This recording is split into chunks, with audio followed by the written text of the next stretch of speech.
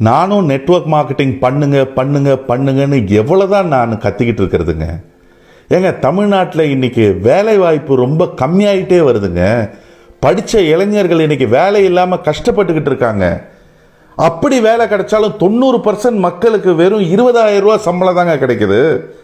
20,000 ரூபா சம்பளத்தில் நீங்கள் வேலைக்கு சேர்ந்தீங்கன்னா 40 வருஷம் வேலை செஞ்சீங்கன்னா வெறும் 96 லட்சம் ரூபா தாங்க உங்களுக்கு மிஞ்சும். 96 lakhs தான் மொத்தமாக நீங்கள் சம்பாதிச்சிருப்பீங்க 40 வருஷத்தில்.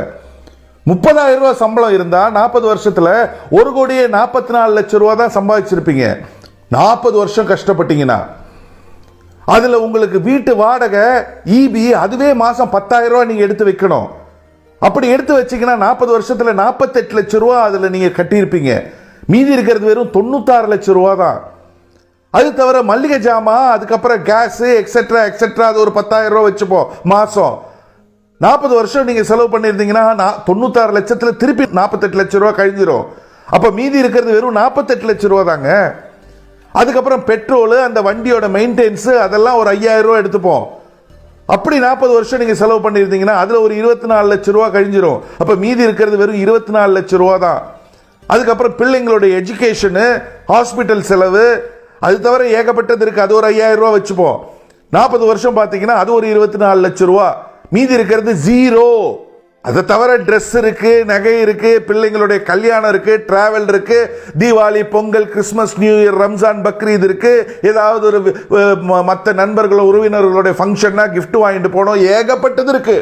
திடீர்னு வீட்டில் ஒரு எமர்ஜென்சி, பெரியவங்களுக்கு பெற்றோர்களுக்கு உடம்பு சரியில்லைன்னா ஆஸ்பத்திரி செலவு. இன்னைக்கு ஆஸ்பத்திரிலாம் போனால் லட்சங்கள்ல எடுத்து வைக்கணும்.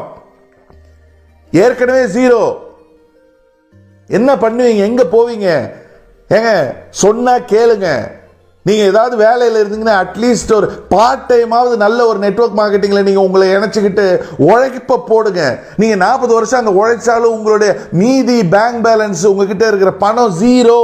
ஆனா இங்க ஒரு 3 5 வருஷம் நீங்க உழைப்ப போட்டீங்கன்னா உங்களுக்கு கீழே பல 100 பல 1000 பேர் இருப்பாங்க உங்களுக்கு கீழே வேலை செய்யறதுக்கு. நீங்க 30 வருஷத்துல வேலை செஞ்சாலும் சம்பாதிக்க முடியாததை 3 5 வருஷத்துல நீங்க சரியா முறையா நெட்வொர்க் மார்க்கெட்டிங்ல வேலை செஞ்சா சம்பாதிக்க முடியும்ன்றதுனால தானே நான் சொல்லிட்டு இருக்கேன். இன்னைக்கு 60 வயசுக்கு மேல உள்ளவங்க பிள்ளைங்க படிப்புக்காக வாங்கின கடனையும் பிள்ளைங்க கல்யாணத்துக்காக வாங்கின கடனையும் அடைக்கிறதுக்காக ரிட்டையர் ஆகி சந்தோஷமா இருக்க வேண்டிய அந்த வயசுல செக்யூரிட்டி வேலைக்கு போற கொடுமை இன்னைக்கு நடந்துட்டு இருக்குங்க. நீங்க ரிட்டையர் ஆனதுக்கு அப்புறம் உங்க கையில காசு இல்லைன்னு வைங்களேன், ஒரு நாய் கூட உங்களை மதிக்காது. அப்புறம் தானே பிள்ளைங்க. ஏங்க புரிஞ்சுக்க மாட்டேங்கிறீங்க? இதுக்கு மேல என்னால உங்களுக்கு எப்படி புரிய வைக்கணும்ன்றது தெரியலங்க. வணக்கம்.